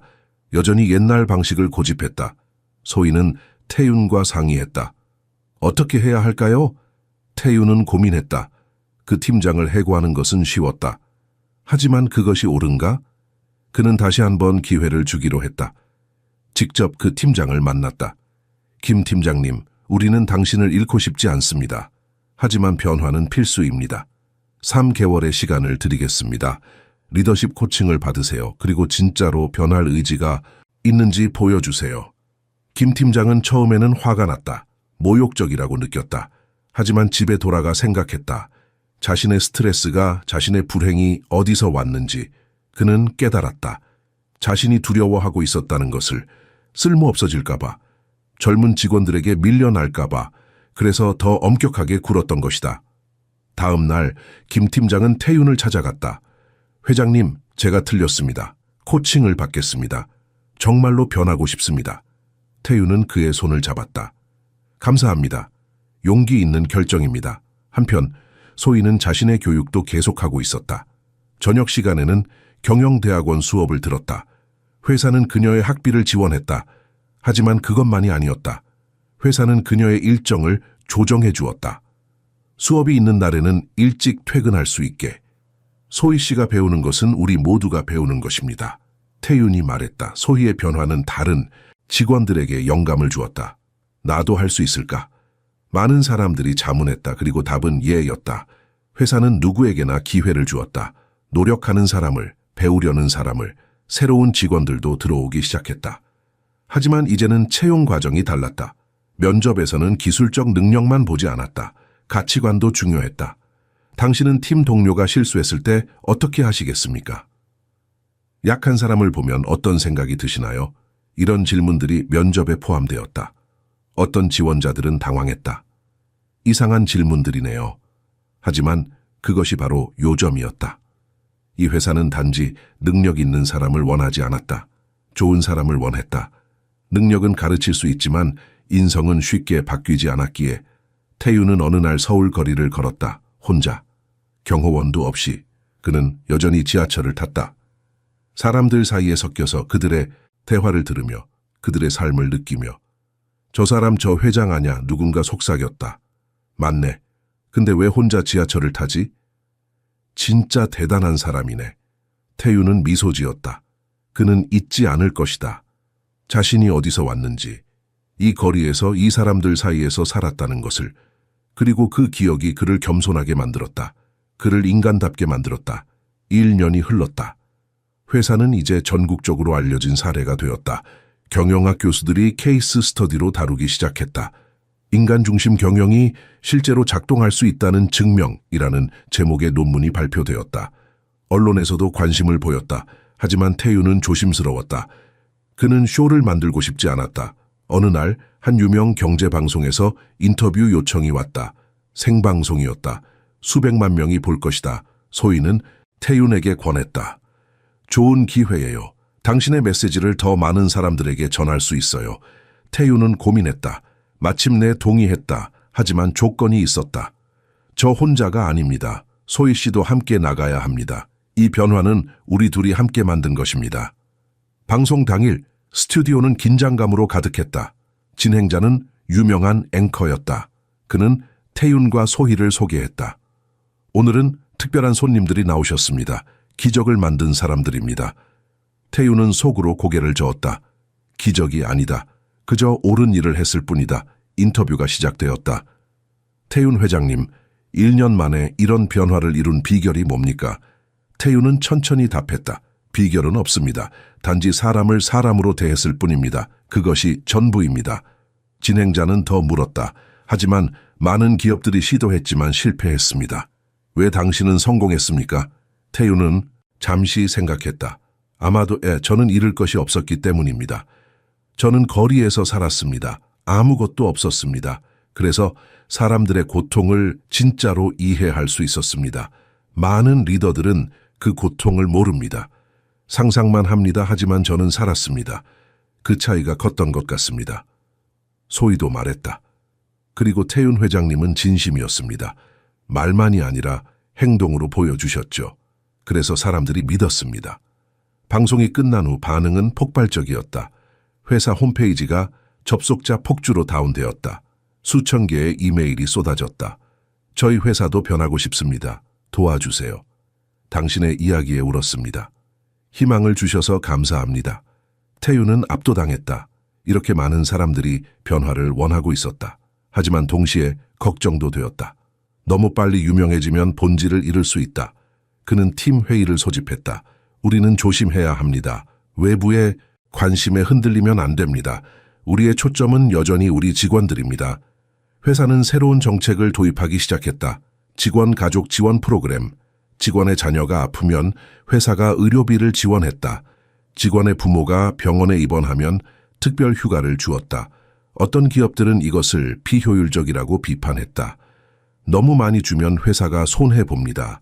하지만 숫자는 거짓말하지 않았다. 회사의 생산성은 오히려 올라갔다. 한 직원의 사연이 있었다. 이영희 씨. 그녀의 아들이 백혈병 진단을 받았다. 치료비는 천문학적이었다. 그녀는 절망했다. 회사를 그만두고 밤낮으로 일해도 부족할 것 같았다. 하지만 회사는 그녀를 불렀다. 이영희 씨, 회사가 치료비를 지원하겠습니다. 그리고 당신은 일을 계속하세요. 아들을 치료하려면 당신도 건강해야 합니다. 이영희는 믿을 수 없었다. 왜 저에게 이렇게까지 해주시나요? 태윤이 답했다. 당신은 우리 가족입니다. 가족이 힘들 때 돕는 것은 당연합니다. 이영희는 그 자리에서 무너져 내리며 울었다. 감사의 눈물이었다. 희망의 눈물이었다. 이 소식은 회사 내부에 빠르게 퍼졌다. 직원들은 더욱 헌신적으로 일했다. 이것은 계산이 아니었다. 진심이었다. 사람들은 자신들이 진짜로 소중하게 여겨진다는 것을 느꼈다. 그리고 그 감정이 그들을 움직였다. 멀리서 전 임원들도 이 소식을 들었다. 박준혁은 이제 작은 회사에서 평사원으로 일하고 있었다. 그는 회사 뉴스를 보며 씁쓸하게 웃었다. 내가 그때 달랐다면, 내가 그 소년을 다르게 대했다면, 하지만 후에는 시간을 되돌릴 수 없었다. 그는 단지 배울 수 있을 뿐이었다. 그리고 그는 배우고 있었다. 늦었지만. 태윤은 여전히 매일 회사의 모든 층을 돌아다녔다. 청소부 아주머니에게 인사했다. 경비, 아저씨와 커피를 마셨다. 식당에서 일반 직원들과 함께 점심을 먹었다. 이것이 그의 방식이었다. 리더는 사무실에 갇혀 있으면 안 된다. 리더는 사람들 사이에 있어야 한다. 어느 날 저녁, 태윤은 혼자 회사 옥상에 올라갔다. 서울의 야경이 펼쳐져 있었다. 수없이 많은 빛, 각각의 빛 뒤에는 사람이 있었다. 꿈을 가진 사람, 고통받는 사람, 희망하는 사람. 태윤은 그들을 위해 일하고 있었다. 그리고 그것이 그의 삶의 의미였다. 그는 하늘을 올려다보았다. 별이 보였다. 도시의 불빛 때문에 많지는 않았지만 몇 개가 반짝이고 있었다. 할아버지, 그가 속삭였다. 제가 잘하고 있나요? 바람이 불었다. 차갑지만 상쾌한 바람. 그리고 태윤은 느꼈다. 할아버지가 자랑스러워하고 있다는 것을. 그는 미소 지었다. 2년이 흘렀다. 태윤은 이제 17살이 되었다. 고등학교를 졸업할 나이였다. 하지만 그의 책임은 훨씬 더 컸다. 회사는 확장을 고려하고 있었다. 부산, 대구, 광주, 다른 도시에도 지사를 열자는 제안이었다. 이사회는 적극적이었다. 지금이 기회입니다. 우리의 모델을 전국으로 확산시킵시다. 하지만 태윤은 신중했다. 확장은 좋습니다. 하지만 빠르게 성장하다가 우리가 소중히 여기는 가치를 잃으면 어떻게 됩니까? 그럼 의미가 없습니다. 회의실이 조용해졌다. 소희가 동의하며 고개를 끄덕였다. 태윤 씨 말이 맞아요. 우리는 천천히 가야 합니다. 확실하게. 결국 계획이 세워졌다. 먼저 부산의 작은 지사를 열기로. 하지만 일반적인 방식이 아니었다. 태윤과 소희는 직접 부산으로 갔다. 일주일 동안 그곳에서 지냈다. 현지 사람들을 만났다. 지역 문화를 이해하려 노력했다. 부산은 서울과 다릅니다. 같은 방식을 적용하면 안 됩니다. 그들은 부산에서 현지 관리자를 채용했다. 서울에서 사람을 보내는 것이 아니라 이 도시를 아는 사람이 이끌어야 합니다. 채용 과정은 까다로웠다. 능력뿐만 아니라 가치관을 철저히 검증했다. 수십 명을 면접했다. 그리고 마침내 적합한 사람을 찾았다. 김민서 씨, 40대 초반의 여성. 그녀는 15년 동안 다른 회사에서 인사 담당으로 일했다. 하지만 지쳤다. 저는 사람들을 해고하는 일에 지쳤습니다. 사람을 키우는 일을 하고 싶습니다. 그녀의 눈에는 진심이 보였다. 태유는 결정했다. 김민서 씨, 부산지사를 맡아주시겠습니까? 김민서는 눈물을 흘렸다. 정말 저를 믿어주시는 건가요? 네, 당신을 믿습니다. 하지만 조건이 있습니다. 서울에서 2달간 연수를 받으셔야 합니다. 우리의 철학을 완전히 이해하셔야 합니다. 김민서는 흔쾌히 동의했다. 2달 동안 김민서는 서울 본사에서 생활했다. 모든 부서를 경험했다. 청소도 해보고 경비도 서보고 고객 서비스도 해봤다. 처음에는 이상하게 느꼈다. 제가 관리자인데 왜 청소를 해야 하죠? 하지만 곧 이해했다. 모든 일의 가치를 이해해야 합니다. 청소가 얼마나 힘든지 알아야 청소부를 존중할 수 있습니다. 연수가 끝날 무렵 김민서는 완전히 변해 있었다. 그녀는 더 이상 단순한 관리자가 아니었다. 그녀는 리더가 되어 있었다. 태유는 그녀에게 말했다. 준비되셨습니까? 김민서는 확신에 찬 눈으로 답했다. 네, 준비되었습니다. 부산지사가 문을 열었다. 작았다. 직원은 단 20명, 하지만 시작이었다. 김민서는 서울에서 배운 것을 적용했다. 열린 회의, 투명한 경영, 직원 존중. 처음에는 부산 직원들도 의심했다. 이것도 곧 변할 거야. 하지만 김민서는 일관성을 유지했다. 매일, 매주, 매달 6개월 후 부산지사는 성공적이었다. 직원 만족도가 높았다. 매출도 좋았다. 더 중요한 것은 그곳의 직원들이 행복해 보였다는 것이다. 태윤과 소희가 부산을 방문했을 때 직원들은 진심으로 환영했다. 감사합니다. 이런 회사를 만들어주셔서. 하지만 태윤은 여전히 겸손했다. 그는 부산에서도 화려한 호텔에 묵지 않았다. 작은 게스트하우스에 묵었다. 아침에는 부산의 재래시장을 걸었다. 사람들과 이야기를 나눴다. 여기 생선이 정말 싱싱하네요. 그는 아주머니에게 말했다. 아주머니는 웃으며 답했다. 젊은 양반이 눈썰미가 좋네. 하나 사가소. 태유는 생선을 샀다. 그리고 그것을 부산 직원들과 나눠 먹었다. 작은 일이었다. 하지만 의미가 컸다. 리더가 사람들과 함께 한다는 것. 같은 음식을 먹고 같은 공기를 마신다는 그것이 진짜 리더십이었다. 서울로 돌아온 후 태유는 더욱 신중해졌다. 부산이 성공했다고 바로 다른 도시로 확장하면 안 됩니다. 최소 1년은 지켜봐야 합니다. 진짜 뿌리를 내렸는지 확인해야 합니다. 일부 이사들은 불만스러워했다. 너무 느립니다. 경쟁사들이 먼저 움직일 겁니다. 하지만 태유는 확고했다. 우리는 경쟁사와 다릅니다. 우리는 빠른 성장을 원하는 게 아닙니다. 지속 가능한 성장을 원합니다. 그리고 그것은 시간이 필요합니다. 소희가 그를 지지했다. 태윤 씨가 맞습니다. 우리는 급하지 않습니다. 태윤의 개인적인 삶도 여전히 단순했다. 그는 여전히 작은 아파트에 살았다. 비싼 차를 사지 않았다. 명품 옷을 입지 않았다. 어떤 사람들은 이해하지 못했다. 당신은 부자인데 왜 그렇게 삽니까? 태윤은 웃으며 답했다. 저는 필요한 것은 다 가지고 있습니다. 더 이상 무엇이 필요한가요? 하지만 그는 베풀었다. 장학금 프로그램을 확대했다. 이제 매년 200명의 학생들이 지원을 받았다. 노숙자 재활 프로그램도 계속되었다. 지금까지 50명이 넘는 사람들이 새로운 삶을 시작했다. 이것이 태윤에게는 진짜 부였다. 돈이 아니라 변화, 숫자가 아니라 사람. 어느 날 한 기자가 물었다. 당신의 최종 목표는 무엇입니까? 태윤은 잠시 생각했다. 목표요? 저는 단지 좋은 사람이 되고 싶습니다. 좋은 리더가 아니라 좋은 사람. 그게 제 목표입니다. 기자는 그 답에 놀랐다. 그리고 감동했다. 그날 기사의 제목은 이렇게 나왔다. 권력을 가졌지만 교만하지 않은 17살 회장. 대한민국 최대 경영 컨퍼런스에서 연설 초청이 왔다. 수천 명의 경영자들과 학자들이 모이는 자리. 주제는 미래의 리더십이었다. 주최 측은 태윤을 기조 연설자로 원했다. 처음에 태윤은 거절하려 했다. 저는 연설을 잘 못합니다. 그리고 저는 전문가가 아닙니다. 하지만 소희가 설득했다. 태윤 씨, 당신의 이야기는 중요합니다. 많은 리더들이 길을 잃고 있어요. 당신이 그들에게 방향을 보여줄 수 있어요. 결국 태윤은 동의했다. 하지만 조건이 있었다. 대본 없이 하겠습니다. 제 진짜 이야기를 하겠습니다. 컨퍼런스 당일 거대한 홀은 사람들로 가득 찼다. 3,000명이 넘는 청중. 태윤은 무대 뒤에서 깊게 숨을 쉬었다. 떨렸다. 하지만 두렵지는 않았다. 그는 단지 진실을 말하면 되었다. 소개가 끝나고 태윤이 무대에 올랐다. 청중들은 그를 보고 놀랐다. 너무 젊었다. 17살. 정장을 입었지만 여전히 소년 같았다. 태윤은 단상, 앞에 섰다. 마이크를 잡았다. 그리고 말하기 시작했다. 안녕하십니까. 저는 이태윤입니다. 제 소개를 하겠습니다. 저는 3년 전까지 노숙자였습니다.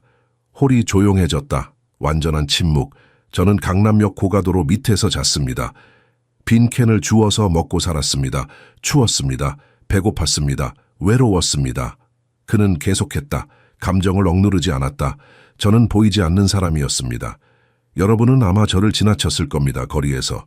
하지만 저를 보지 못했을 겁니다. 왜냐하면 노숙자는 사람이 아니기 때문입니다. 그냥 풍경이죠. 그렇지 않습니까? 청중들은 불편해 보였다. 하지만 태윤은 멈추지 않았다. 어느 날 밤 저는 한 노인을 발견했습니다. 쓰러져 있었습니다. 죽어가고 있었습니다. 수백 명의 사람들이 그 옆을 지나갔습니다. 아무도 멈추지 않았습니다. 왜일까요? 바쁘니까요? 아닙니다. 무관심하기 때문입니다. 저는 멈췄습니다. 왜냐하면 저는 알았기 때문입니다. 보이지 않는 사람이 되는 것이 어떤 것인지 저는 그분을 도왔습니다. 그리고 그 선택이 제 인생을 바꿨습니다. 그분은 강민철 회장님이셨습니다. 그분은 저를 믿어주셨습니다. 아무것도 없는 저를. 태윤은 청중을 둘러보았다. 여러분에게 묻고 싶습니다. 리더십이 무엇이라고 생각하십니까? 권력입니까? 돈입니까? 지위입니까? 아닙니다. 진짜 리더십은 섬김입니다. 약한 사람을 보호하는 것입니다. 목소리 없는 사람의 목소리가 되어주는 것입니다. 그는 자신의 회사 이야기를 했다. 첫날의 굴욕, 임원들의 조롱, 그리고 변화. 저는 복수하지 않았습니다. 복수는 아무것도 해결하지 못합니다. 대신 시스템을 바꿨습니다. 사람을 중심에 두는 시스템으로. 그는 구체적인 예를 들었다. 직원 교육 프로그램, 가족 지원, 투명한 경영. 이것들은 비용이 아닙니다. 투자입니다. 사람에 대한 투자. 그리고 결과는 어땠을까요? 태윤이 물었다. 우리 회사의 매출은 2배가 되었습니다. 직원 이직률은 거의 제로입니다. 생산성은 50% 증가했습니다. 어떻게 가능했을까요? 간단합니다. 행복한 사람들은 더 열심히 일합니다. 존중받는 사람들은 더 창의적입니다. 태윤은 목소리를 낮췄다. 하지만 가장 중요한 변화는 숫자로 측정할 수 없습니다. 그것은 사람들의 눈빛입니다. 예전에는 두려움이 가득했습니다. 지금은 희망이 보입니다. 그것이 진짜 성공입니다. 그는 연설을 마무리했다. 저는 여러분께 부탁드립니다. 여러분의 권력을 돌아보세요. 그것을 무엇을 위해 사용하고 있습니까? 자신을 위해서입니까? 아니면 다른 사람을 위해서입니까? 진짜 리더는 사다리를 올라가면서 다른 사람들을 끌어올립니다. 혼자 꼭대기에 서지 않습니다. 마지막으로 태윤이 말했다. 저는 여전히 배우고 있습니다. 저는 완벽하지 않습니다. 실수도 합니다. 하지만 매일 노력합니다. 더 나은 사람이 되려고, 더 나은 리더가 되려고. 그것이 제가 할 수 있는 전부입니다. 감사합니다. 침묵이 흘렀다. 긴 침묵. 그리고 갑자기 한 사람이 일어섰다. 박수를 치기 시작했다. 그리고 다른 사람들도 일어섰다. 전체가 기립 박수였다. 5분 동안 계속되었다. 태윤은 당황했다. 그는 단지 진실을 말했을 뿐이었다. 무대에서 내려온 후 수많은 사람들이 그에게 다가왔다. 악수를 청했다. 조언을 구했다. 한 나이 든 CEO가 말했다. 저는 40년 동안 경영을 했습니다. 하지만 오늘 처음으로 제가 무엇을 잘못했는지 깨달았습니다. 감사합니다. 젊은 창업가도 다가왔다. 저는 당신처럼 되고 싶습니다. 어떻게 해야 합니까? 태윤은 그의 눈을 보며 답했다. 특별한 방법은 없습니다. 단지 사람을 사랑하세요. 진심으로. 그것이 시작입니다. 호텔로 돌아온 태윤은 지쳐 있었다. 하지만 만족스러웠다. 그는 자신의 이야기를 했다. 그리고 사람들이 들었다. 변화가 일어날 것이다. 작은 변화일지 모른다. 하지만 물결은 작은 파문에서 시작된다. 태윤은 그것을 믿었다. 그리고 희망했다. 회사의 사회 공헌 프로그램은 점점 더 확대되었다. 장학금 프로그램은 이제 전국적이었다. 서울뿐만 아니라 부산, 대구, 광주, 심지어 작은 농촌 마을의 학생들도 지원받을 수 있었다. 매년 500명의 학생들. 태윤은 가능한 한 많은 학생들을 직접 만나려고 노력했다. 어느 토요일 오후 태윤은 장학생들과의 만남을 가졌다. 30명의 학생들이 모였다. 고등학생부터 대학생까지. 태윤은 정장 대신 편한 옷을 입었다. 여러분, 편하게 앉으세요. 저는 여러분의 친구처럼 이야기하고 싶습니다. 학생들은 처음에는 긴장했다. 하지만 곧 편안해졌다. 한 학생이 손을 들었다. 회장님, 질문해도 될까요? 물론이죠. 그리고 회장님이라고 부르지 마세요. 그냥 태윤 형이라고 불러주세요. 학생은 웃었다. 태윤, 형, 어떻게 포기하지 않으셨어요? 거리에서 사실 때 절망하지 않으셨어요? 태윤은 진지하게 답했다. 절망했습니다. 많이 절망했습니다.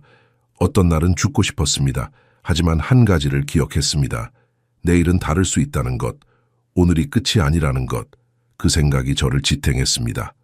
다른 학생이 물었다. 저는 가난합니다. 항상 친구들과 다른 옷을 입습니다. 부끄럽습니다. 어떻게 극복하셨어요? 태윤은 그 학생을 똑바로 보았다. 부끄러워하지 마세요. 가난은 수치가 아닙니다. 가난은 단지 상황입니다. 상황은 바뀔 수 있습니다. 하지만 당신의 가치는 절대 변하지 않습니다. 당신은 소중한 사람입니다. 있는 그대로. 학생들은 감동했다. 몇몇은 울었다. 태윤은 그들 한 명 한 명과 이야기를 나눴다. 그들의 꿈을 들었다. 의사가 되고 싶은 학생, 선생님이 되고 싶은 학생, 작가가 되고 싶은 학생. 여러분의 꿈은 아름답습니다. 그리고 여러분은 그것을 이룰 수 있습니다. 저를 보세요. 저도 이뤘잖아요. 노숙자 재활 프로그램도 계속 성장했다. 지금까지 100명이 넘는 사람들이 프로그램을 거쳐갔다. 그중 70명이 안정적인 일자리를 찾았다. 이것은 단순한 숫자가 아니었다. 각각의 숫자 뒤에는 사람이 있었다. 이야기가 있었다. 최근에 프로그램을 졸업한 김영수 씨를 태윤이 다시 만났다. 김영수는 이제 완전히 달라져 있었다. 깨끗한 옷, 밝은 표정, 자신감. 태윤 회장님, 저 결혼합니다. 그가 자랑스럽게 말했다. 태윤은 놀라며 웃었다. 정말요? 축하합니다. 네, 프로그램에서 만난 봉사자 선생님이에요. 그분이 저를 포기하지 않았어요. 초대장 드리고 싶은데 오실 수 있으세요? 김영수가 조심스럽게 물었다. 물론이죠. 꼭 가겠습니다. 태윤이 답했다. 결혼식 날 태윤은 정말로 갔다. 작은 예식장이었다. 하객은 많지 않았다. 하지만 따뜻했다. 태윤은 신랑 측 가족으로 앉았다. 왜냐하면 김영수에게는 가족이 없었기 때문에. 신부가 입장하고 예식이 시작되었다. 주례가 말했다. 사랑은 기적입니다. 이 두 사람은 힘든 시기를 겪었습니다. 하지만 서로를 만나 새로운 삶을 시작합니다. 태윤은 눈물을 닦았다. 행복의 눈물이었다. 예식 후 김영수가 태윤에게 다가왔다. 감사합니다. 제 인생을 되찾게 해주셔서. 태윤은 그를 껴안았다. 아닙니다. 당신 스스로 되찾으신 겁니다. 저는 단지 문을 열었을 뿐입니다. 회사의 재무 상태도 건강했다. 윤리적 경영과 재무적 성공이 공존할 수 있다는 것을 증명했다. 많은 투자자들이 관심을 보였다. 우리도 투자하고 싶습니다. 하지만 태윤은 신중했다. 우리는 단기 이익을 추구하지 않습니다. 장기적 가치를 만듭니다. 그것을 이해하시는 분들만 환영합니다. 일부 투자자들은 떠났다. 하지만 진짜 투자자들은 남았다. 그들은 태윤의 비전을 이해했다. 그리고 지지했다. 회사의 주가는 안정적으로 상승했다. 폭등하지는 않았지만 꾸준했다. 거북이처럼 가도 괜찮습니다. 중요한 것은 올바른 방향으로 가는 것입니다. 소희는 이제 부사장이 되었다. 그녀는 놀라운 리더로 성장했다. 직원들은 그녀를 존경했다. 그리고 사랑했다. 어느 날 소희가 태윤에게 말했다. 태윤 씨, 이 모든 게 꿈만 같아요. 3년 전만 해도 저는 그냥 작은 직원이었어요.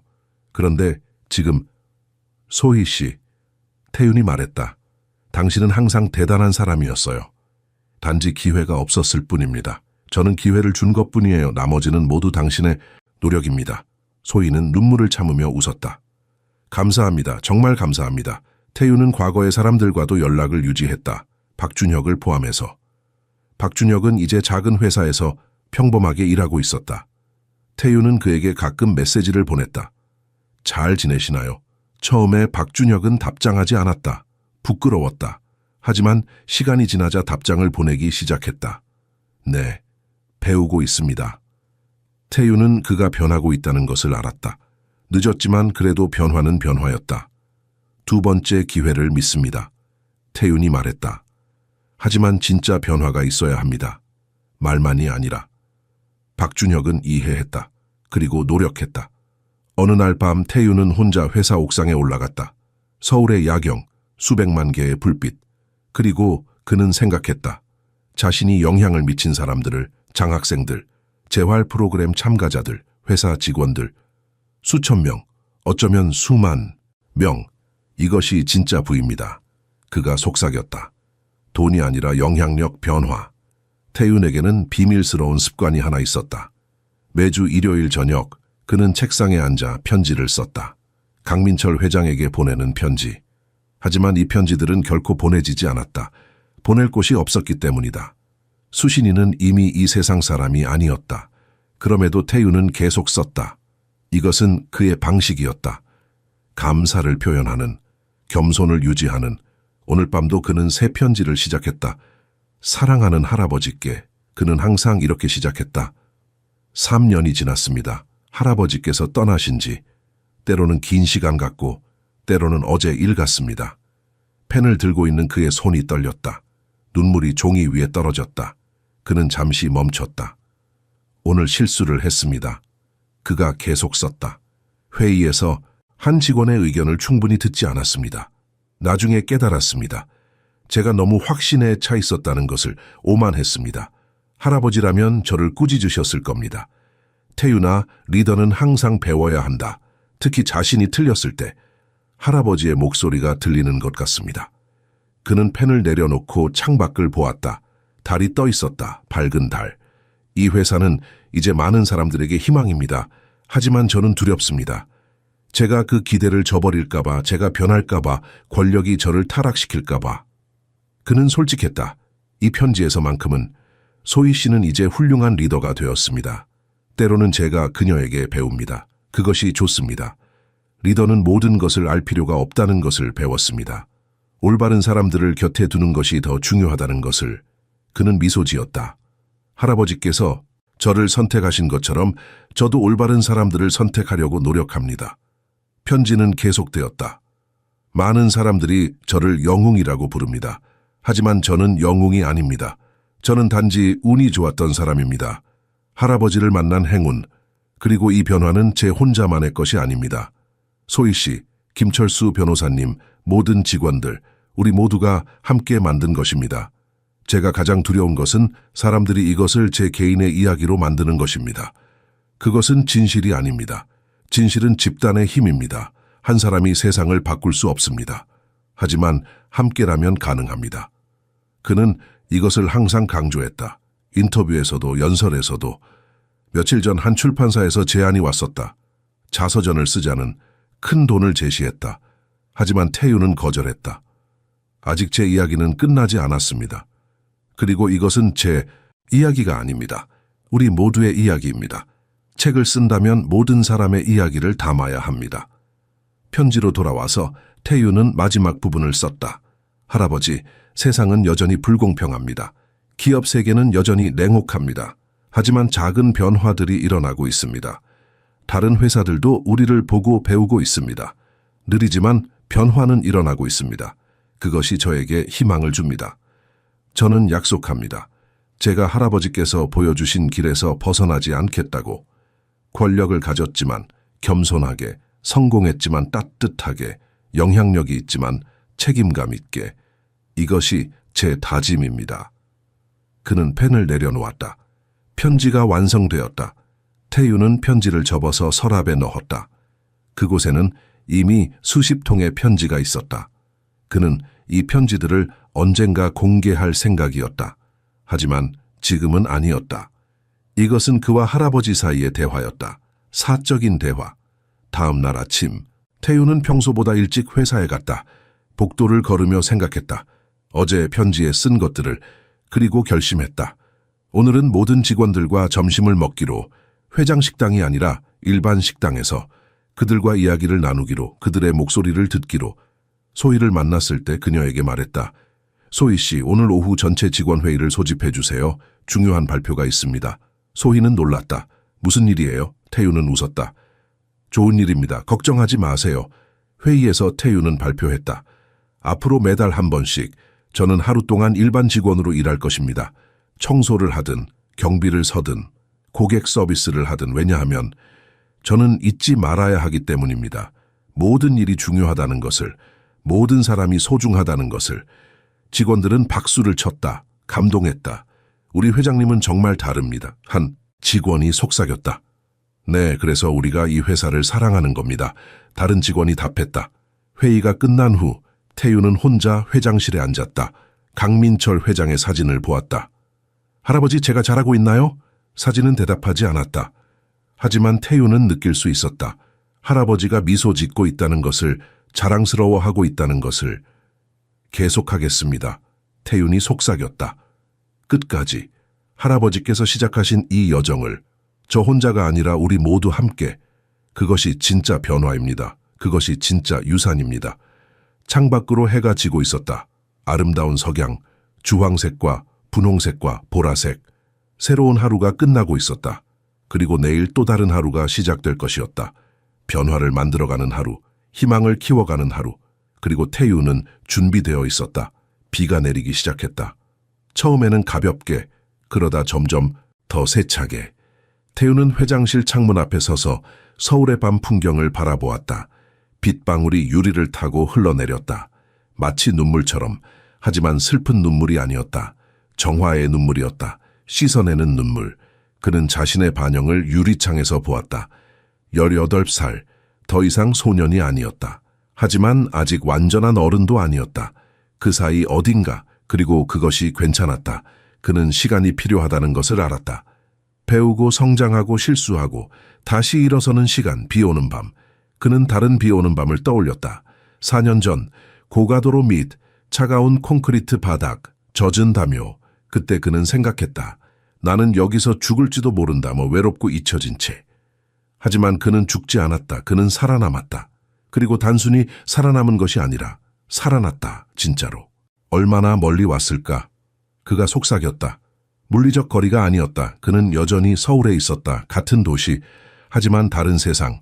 예전에는 이 도시가 그를 거부했다. 차가웠다. 무관심했다. 하지만 이제 그는 이 도시의 일부였다. 그리고 이 도시도 그의 일부였다. 그의 핸드폰이 울렸다. 형에게서 온 메시지였다. 잘 지내냐? 비 조심해라. 간단한 메시지. 하지만 의미가 깊었다. 가족. 그가 오랫동안 없다고 생각했던 것. 하지만 다시 찾은 것. 그는 답장을 보냈다. 네, 형. 곧 집에 갈게요. 태유는 사무실을 나왔다.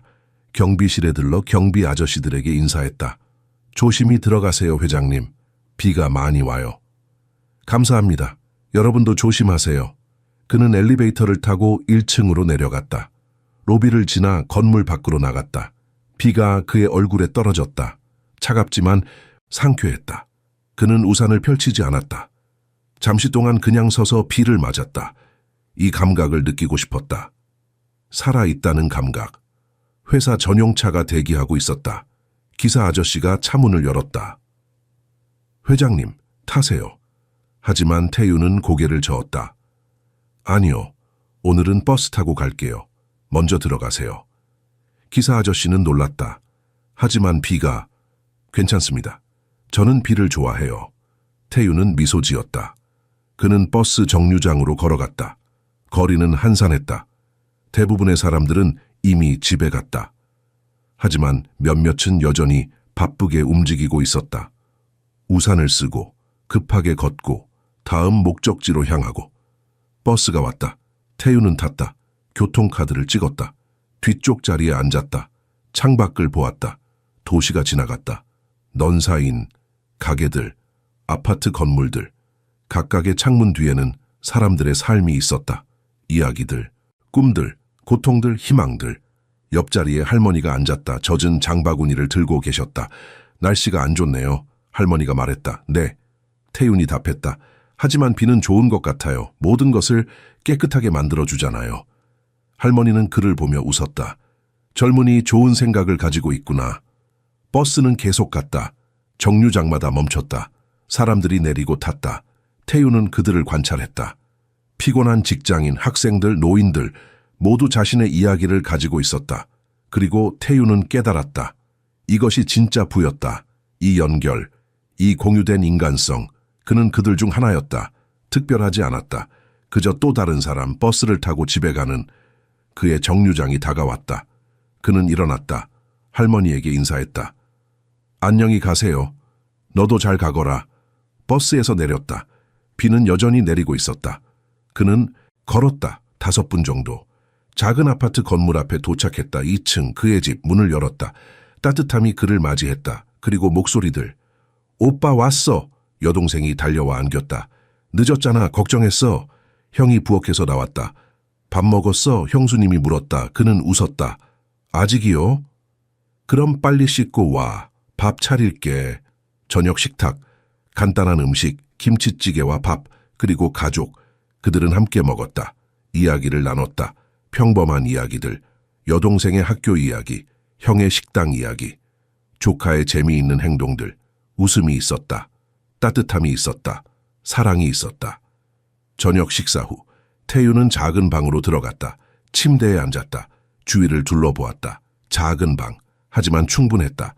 벽에는 강민철 회장의 사진이 걸려 있었다. 태윤은 그 사진을 보았다.